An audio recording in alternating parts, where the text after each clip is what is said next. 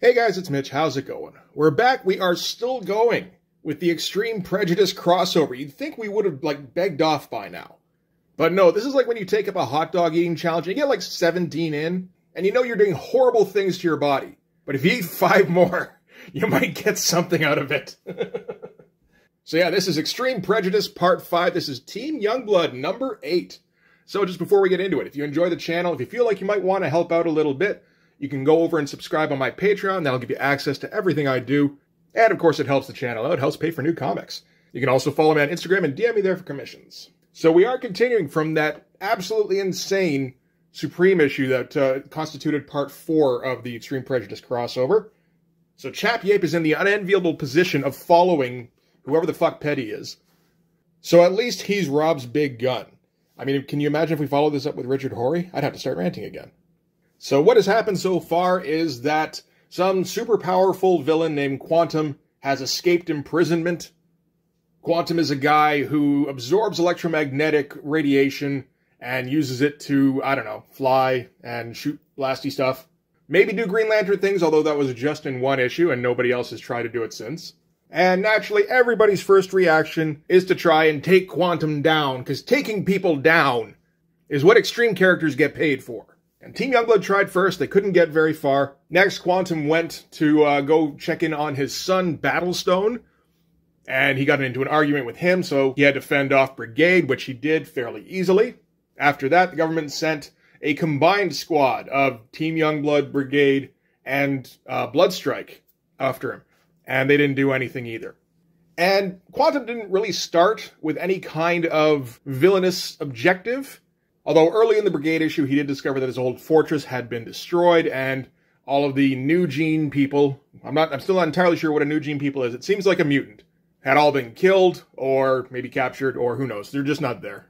So now his objective is to kill the humans that killed the New Gene people. So he wants to wipe out all life on Earth. And last issue really didn't advance much of anything.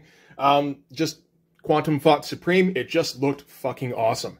So we've had a go around on each of the 4 titles now. So now this is an interesting point, because we still have 3 issues to go in this crossover. Do they have anything else other than the teams fighting Quantum? That's what we're here to find out. So let's start with the cover here. This is pretty good. It's still not really a style I like that much, but this is by far the best Rob Liefeld has. I mean, Chap Yape is the only guy Rob has that can produce professional level pages. But yeah, standard, we got too many guys to make anything but kind of a jumbled mess cover. You know, it does look okay. So, creator and story, Rob Liefeld, of course. Writer, Eric Stevenson. Pencils, Chap Yape. Inks, Jonathan Sabal. That's not great. And Marlo Alquiza. That's better.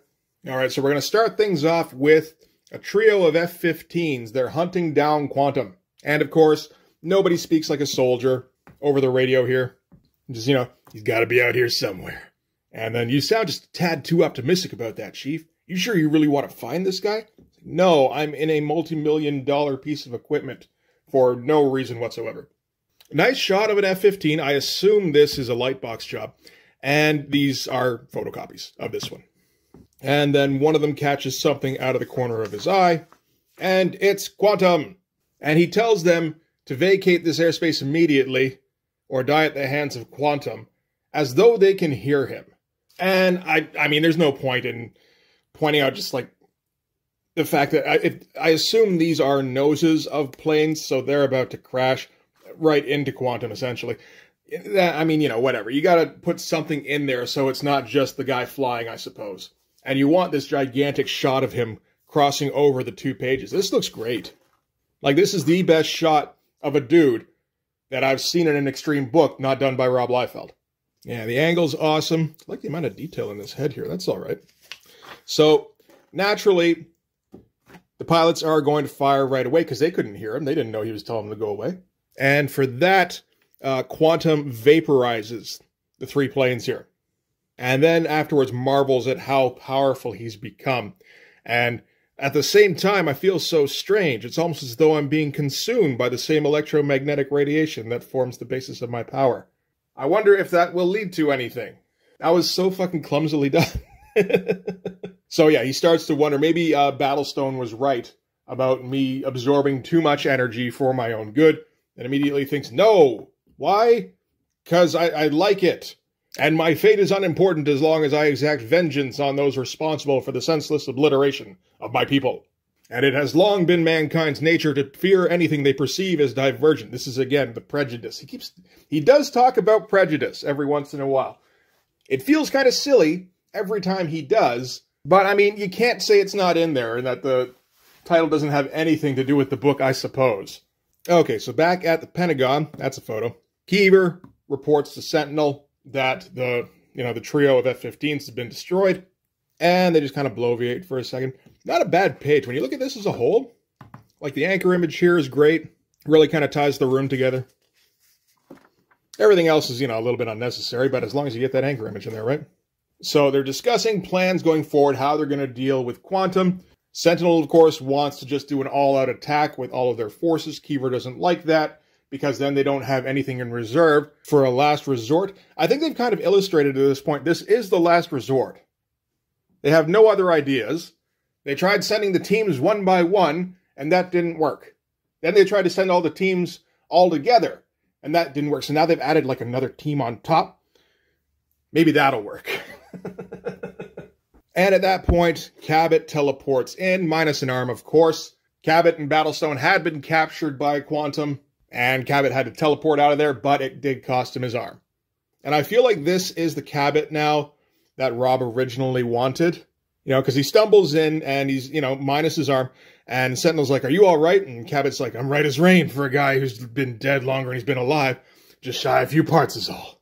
So instead of a dude who's struggling with, like, the existential problem of being a revivified corpse, as well as, like, the induced psychosis of dying and coming back again and again, like killing your brain off and bringing it back, and all the different ways that you could go with that, we've just got an unkillable badass who doesn't mind if he gets his arm blown off.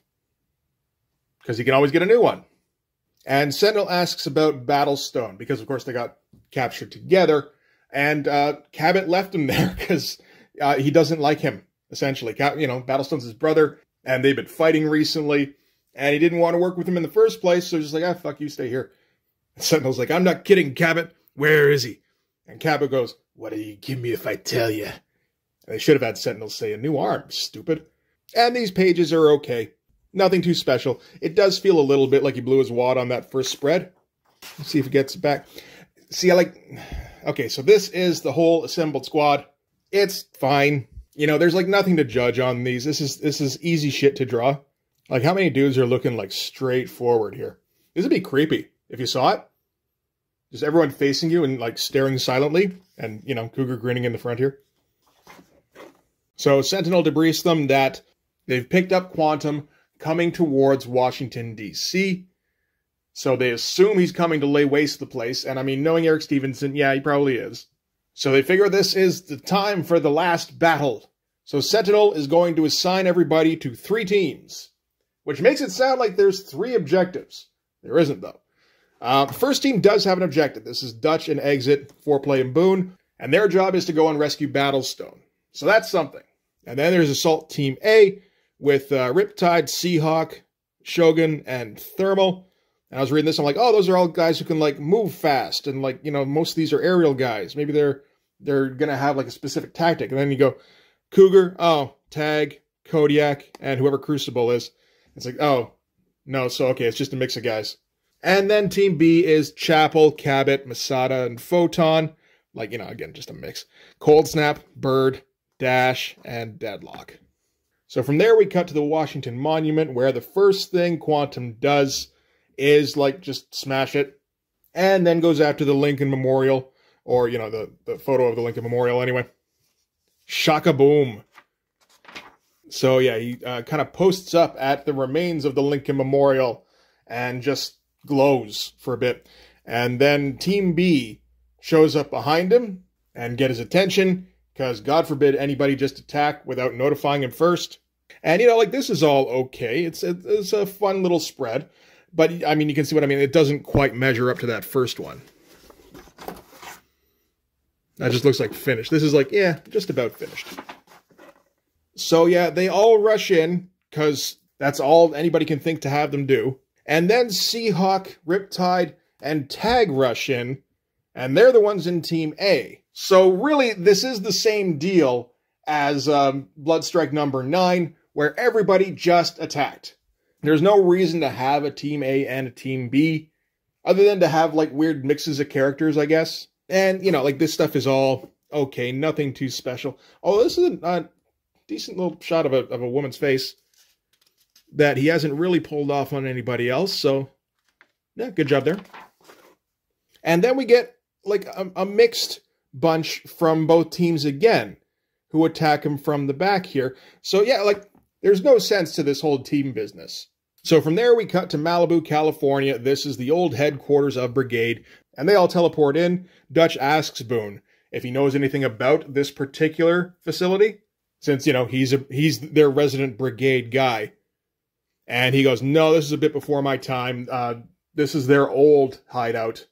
As far as I know, they stopped using this one after they got attacked by Bloodstrike. And you might think, again, that these are characters that were picked for a particular reason, like their abilities or their, you know, they've got skills that maybe would help them in this particular case. I don't think so, other than that Exit can teleport. It's really more just, it's one character from each team. So Dutch orders them to split up. And, I mean, naturally, Exit's going to find him first because he just teleports around the place. Like, really, he could have just done that in the first place. And, yeah, just stumbles across Battlestone. Goes, are you Battlestone? And Battlestone's like, could be. Depends on who's asking. Partially because he's an Eric Stevenson character and he has to instigate at any possible opportunity. But, I mean, that's also kind of a fair question in that he has no idea who this Exit kid is. And the shot of Battlestone here is like, okay, I kind of, you know, I think he could have probably done a better job on that, but, you know, it's all right. It's like most of the stuff in here. Every once in a while, he comes up with something really good, and every once in a while, he comes up with something that doesn't quite measure up, and everything else is just kind of, you know, yeah, that's okay. So kind of like your average Wildstorm guy, actually. And we cut back to Washington, where there's, I guess, carnage going on. Nobody is able to do anything to Quantum. And Eric Stevenson helpfully points out, at only one other time in history has the United States Capitol been razed by fire. Then it was at the hands of British soldiers during the War of 1812, a calculated act of aggression by a foreign power. First of all, no. America and Britain were at war. The states had invaded what was technically Canada several times. And while they were able to carry out basically raids, where they did some basic burning and pillaging, they weren't able to actually get a foothold and seize any territory. And then the British troops that were stationed in Canada, because, I mean, Canada didn't actually exist yet. It wasn't a country. But, yeah, no, they came back and retaliated. Get your facts right, Eric Stevenson. And today, the power that has set Washington ablaze is no less foreign, but far more insidious. No less... Dude, come on. I'm quite sure Canadians get mistaken for Americans when they travel all the fucking time. So, yeah, he just kind of casts them off easily. And, yeah, that's really all that's happening here. Everybody attacked, and it didn't work. You gotta wonder what the point of rescuing Battlestone actually was. Because they used 4 guys to get 1, when they probably could have used those 4 extra hands, you know, taking part in the battle. You know, it probably wouldn't have done anything. Like, what the fuck is Foreplay gonna do that the rest of them can't? But still, I mean, that's 4 guys added on to 30 or whatever, as opposed to 5 guys after the other 20-something have been, you know, taken out of commission. And we're going to cut back to the Pentagon, where the guys running the show here, this is, like, you know, Noble and Keever and Proctor? Oh, I think I got them all. And they're trying to come up with some kind of alternative options. So they talk about activating another Bloodstrike unit, and Keever says that isn't an option until the present unit is destroyed. I don't know why that would be, but okay. You think you just want to, like, flood them in disposable soldiers. I mean, that's as good of an idea as you've had so far. They talk about bringing in other members of Youngblood, and Keever says that's impossible because Youngblood's home branch is currently under realignment. This is just before Youngblood number 6, I believe. Yeah, where they have the new team with Shaft and Nightstrike and Troll and, you know, like the useless team. Well, like, you know, you probably could have used Badrock. I guess Die Hard and Vogue and them, no, they all get sent in Youngblood number 6. So why were they sent in for this? I don't know. But anyway, they're off limits, which is like, okay, I thought you were out of resources. And yeah, so they're just like, yeah, we're back where we started. And it's like, yeah, we're in a situation that might have been circumvented had you authorized a preemptive strike. And Keever comes back with, now you hold on right there, Noble. That's twice today someone's questioned my judgment, and I've had enough of it. Because in an Eric Stevenson scripted comic, two figures cannot stand in a room together for longer than 3 panels before they start growling tough guy lines at each other. And Proctor sees where this is going, where they're probably going to start looking for scapegoats soon, which is an interesting bit of, like, just awareness for a character in an extreme comic. So yeah, he just leaves the room and thinks that, although I previously thought all my connections had been exhausted, there may yet be someone who can be of assistance. So, I guess there is one more reserve member they can bring in. And while he's walking past, the Extreme Warrior, or I think now he's just Extreme. He hasn't been called the Extreme Warrior since his first appearance. But he is stalking the halls of the Pentagon, looking for Proctor specifically. I like the idea of this Ultimate Warrior-looking dude just kind of, you know, moving from cubicle to cubicle. He's like, in here? No. In here? No. Opening all the office doors. Checking janitor's closets, you know. So yeah, that guy's on the hunt for Proctor, and I guess they're going to draw that out if they can. It doesn't seem like he'd be much of a match for him, but, you know, maybe that's all like show muscle. Probably, right? That doesn't look like he worked for that. That looks like injections. So anyway, time to wrap up. So we go back to Malibu, where Exit is pretty happy that he found Battlestone. He's like, hey guys, check it out, I found him. And Dutch is like, calm down, kid. Ain't like we're handing out gold stars or anything. It's like, well, no, but it's the objective, you know? So Dutch quickly fills in Battlestone on what's going on, that Quantum is attacking the Capitol, and Battlestone goes, then what are we waiting for? Let's get out of here. But they get stopped with a not-so-fast New Gene scum. This particular close-up and profile isn't too bad. Chappie has a problem with profiles where, I don't know, they just look very formulaic. Like that one there. They all just kind of look the same, and it doesn't look so much like he's doing an underdrawing. It feels like these lines go in this order.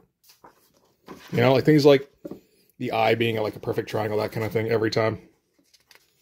So, yeah, anyway, they've been stopped by the Brotherhood of Man, so I guess they're infiltrating that brigade facility. It's like, oh, that seems like a bit of a plot twist. And Extreme Prejudice concludes in the pages of Brigade number 9 and Bloodstrike number 10, but don't let that stop you from joining us back here in 1 month as Rob Liefeld, Danny Miki, and Kiko Taganashi jump on board to herald the return of Youngblood's home team. So I guess Rob is done with his sabbatical, because, yeah, he's drawn part of Team Youngblood number 9, and he's going to be drawing Youngblood number 6 pretty shortly. Or, you know, it's coming out pretty shortly anyway.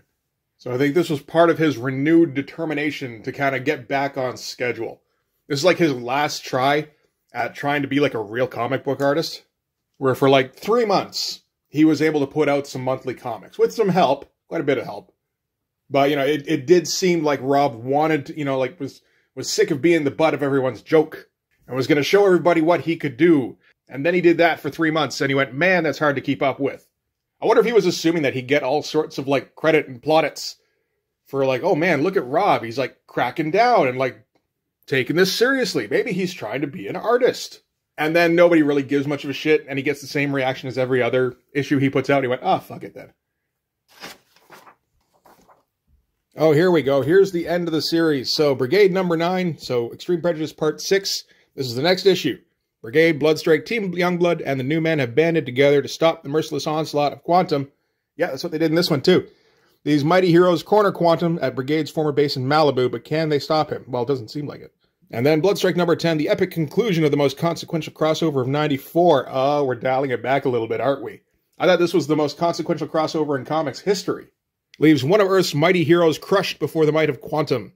The status quo has been forever altered for Bloodstrike and their allies, as one of them pays the ultimate sacrifice to bring Quantum down. See, someone got to get brought down. And then we got next issue, Rob Liefeld returns to Image's premiere title. Image's premiere title?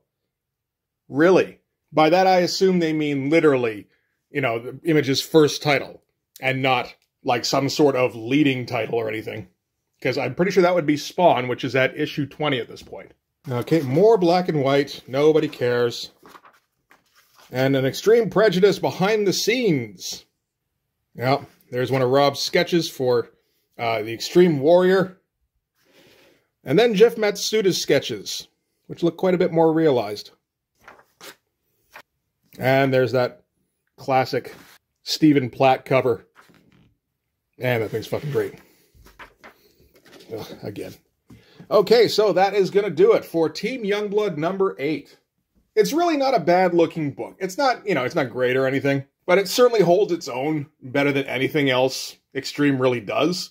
The writing, of course, is just piss poor. Like, nothing happens in this book. Quantum attacks the Capitol. Youngblood acts like there's going to be some sort of strategy this time, and again, there isn't. The only thing that was a little different was they did send the one team off to rescue Battlestone, and that looks like it's going to have its own little side resolution. So that's something, but I don't think that ends in a very interesting way, so, we'll see in the next issue anyway. And that'll be Brigade number 9. I know I'm looking forward to that. But that's going to do it for this one. Thanks very much for watching. If you like this video, please hit like, hit subscribe, hit the notification so you know when the next one's coming out. Go over and subscribe on my Patreon. That'll give you access to everything I do, from the Blood Force stuff to the YouTube videos before they get uploaded to YouTube, as well as some Patreon-exclusive content. You can also follow me on Instagram and DM me there for commissions, and you can join the Blood Force Discord server. But anyway, yeah, that's going to do it. Thanks again for watching. I'll see you guys in the next one. Bye-bye.